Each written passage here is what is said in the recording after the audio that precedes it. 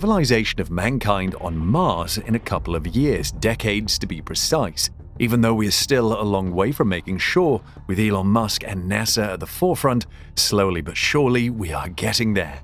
Although things appear to be going smoothly, a recent discovery on Mars by Elon Musk and NASA is set to change everything.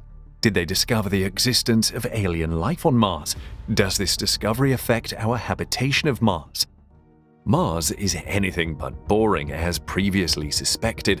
The atmosphere of the cold, arid red planet is extremely thin. Extreme dust storms can cover the entire planet. The atmosphere's carbon dioxide can get so frigid that it turns directly into snow or ice. And it has Marsquakes, a Mars version of earthquakes that regularly rumble the surface.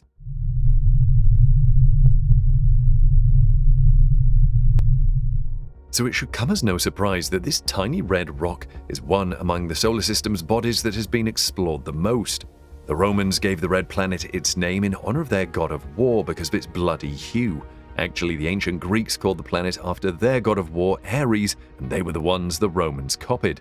Although its regolith, the loose dust and rock that covers Mars's surface, give the planet its distinctive bright rust hue because it contains iron-rich minerals. Even Earth soil is a type of regolith, though it contains a lot of organic material.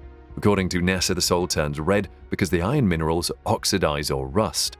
The thin, chilly atmosphere of the red planet makes it unlikely that liquid water could survive on the Martian surface for any length of time. Some scientists contend that hydrogen detected from orbit in this region may instead suggest salty salts, while others doubt the evidence provided by features known as recurrent slope lineae, which may have spurts of brackish water flowing on the surface.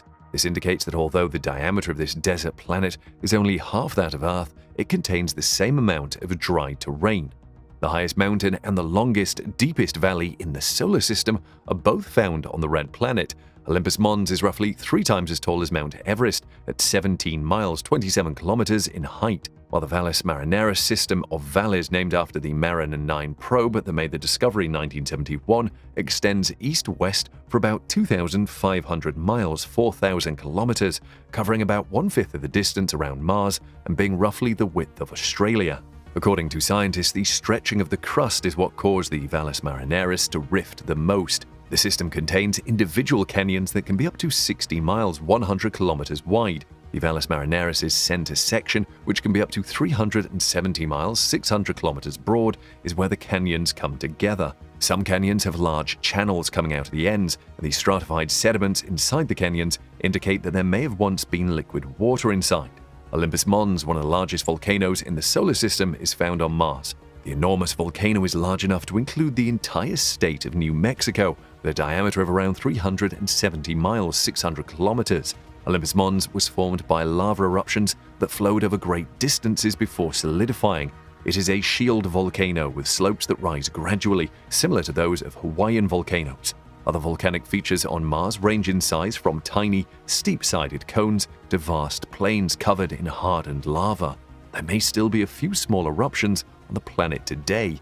Throughout Mars, there are channels, valleys, and gullies which imply that liquid water may have recently flowed across the planet's surface. There are certain channels that can be 1,200 miles 2,000 kilometers long and 60 miles 100 kilometers wide. The rock beneath may still have water in its pores and fissures. Scientists hypothesized in a 2018 study that the salty water below Mars's surface would contain a significant amount of oxygen, which could support microbial life.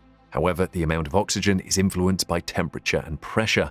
On Mars, the tilt of the rotation axis causes periodic fluctuations in temperature. There are flat, low-lying plains throughout much of Mars. The lowest of the northern plains, which may have been formed by water that previously flowed across the surface of Mars, are among the flattest, smoothest regions in the solar system. Since the northern hemisphere is typically located at a lower elevation than the southern hemisphere, it's possible that the northern crust is thinner than the southern crust. This divergence between the north and south may be the result of a massive collision that occurred soon after Mars was born. Depending on how old the terrain is, the number of craters on Mars varies significantly from location to location. The largest crater on the planet, Hellas Planitia, is located in the southern hemisphere and is 1,400 miles, 2,300 kilometers wide in size. In contrast, the northern hemisphere's surface is younger and has fewer craters.